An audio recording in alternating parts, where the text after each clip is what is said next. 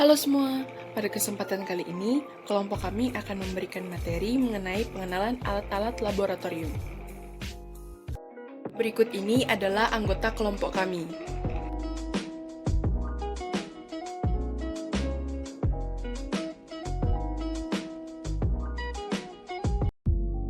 Sebelum masuk lebih jauh, baiknya kita mengetahui dulu apa sih alat laboratorium itu. Alat laboratorium kimia merupakan benda yang digunakan dalam kegiatan di laboratorium kimia.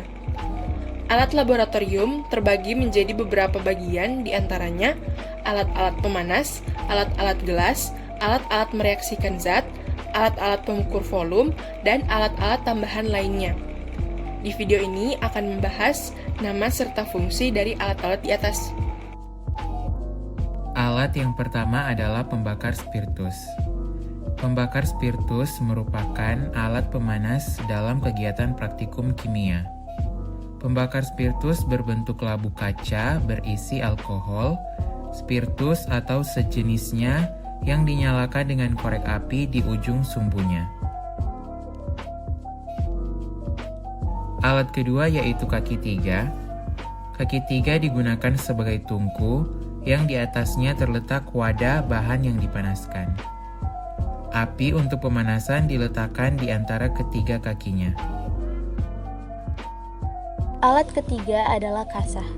Kasa digunakan sebagai alat peratap panas sehingga pemanasan zat-zat dalam wadah seperti gelas piala akan menyeluruh. Alat keempat adalah penjepit tabung reaksi. Penjepit tabung digunakan sebagai alat pemegang tabung reaksi yang sedang dipanaskan. Pada saat pemanasan, tabung reaksi dipegang miring dan diarahkan ke tempat yang kosong atau tidak ada orang untuk menghindari golakan bahan yang menyembur dari mulut tabung secara tiba-tiba. Yang kelima, cawan porselin.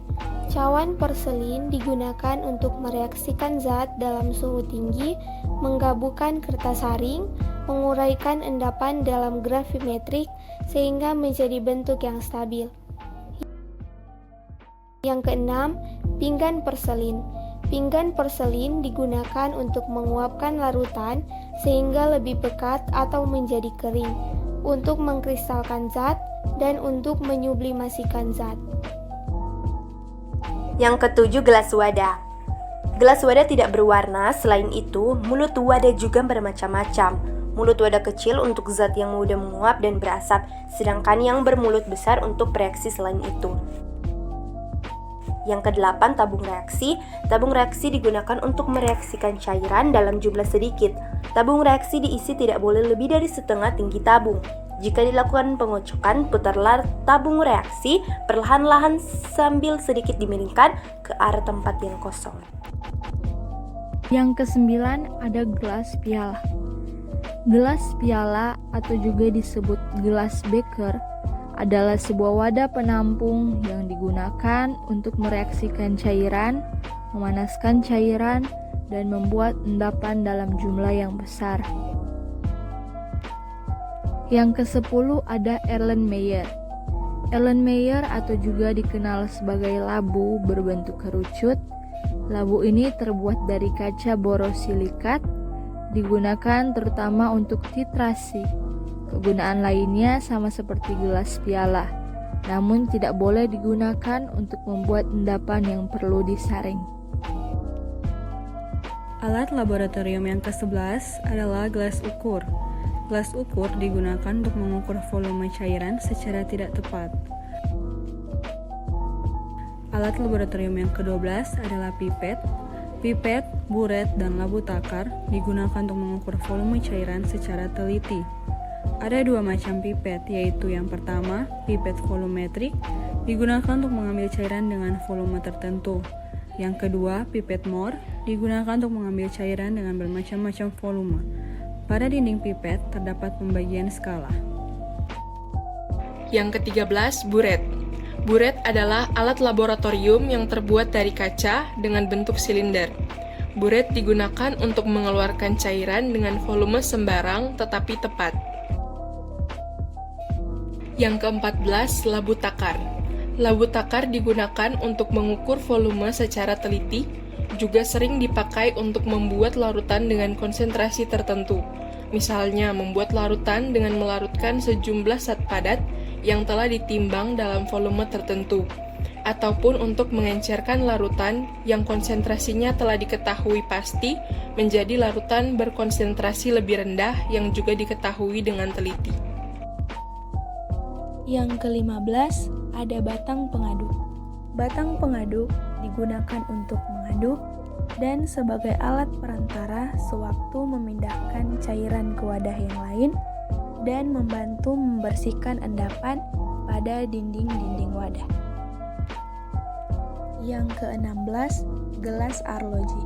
Gelas arloji digunakan untuk menutup wadah sewaktu pemanasan atau lainnya dan juga untuk menguapkan suatu cairan.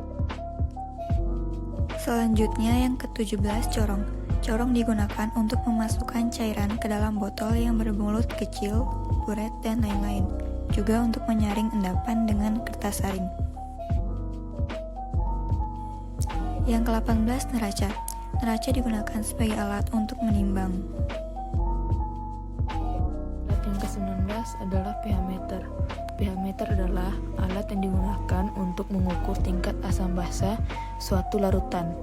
Alat ini digunakan di laboratorium untuk mengukur derajat keasaman suatu larutan. Apakah larutan tersebut tergolong asam, basa, atau netral. Yang ke-20 ada botol semprot. Botol semprot atau botol reagen adalah alat yang terbuat dari plastik.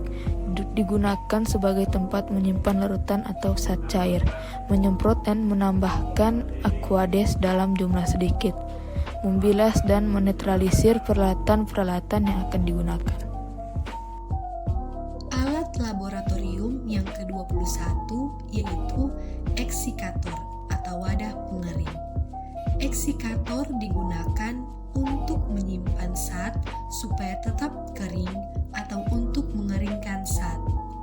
Eksikator yang digunakan untuk mengeringkan zat perlu diisi bahan pengering. Bahan pengering yang dipakai adalah zat-zat higroskopis, misalnya CaO dan CaCl2 anhidrat. Jika memasukkan sesuatu ke dalam eksikator, tutup diangkat dan diletakkan di atas meja dengan posisi terbalik supaya bagian bervaselin tidak mengotori tempat di bawahnya. Eksikator tidak boleh terbuka terlalu lama untuk menghindari masuknya uap air ke dalamnya. Alat laboratorium yang ke-22 atau yang terakhir yaitu sikat tabung. Selain untuk membersihkan tabung reaksi, sikat tabung juga berfungsi untuk membersihkan peralatan gelas lainnya yang berlubang sempit seperti gelas ukur, buret, dan labu Erlenmeyer. Sikat tabung ini dibuat tahan terhadap asam dan bahan kimia korosif lainnya, termasuk hidrokarbon aromatik dan alifatik, keton, ester etil asetat, dan trikloroetilen.